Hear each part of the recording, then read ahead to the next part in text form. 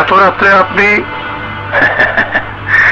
রাতের বেলা খোলা আসমানের নিচে দাঁড়াইলে বোঝা যায় আমরা কত ক্ষুদ্র, কত অসহায়, আর উনি কত বিশাল, কত মহান।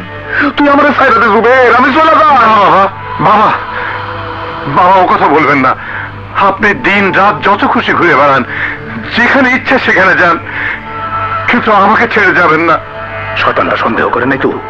ওদেরকে চাকর চাকরানি দুটো যদি সন্দেহ করে থাকে তাহলে তো গেছি, একটা ভেলকি দেখাতে হয়।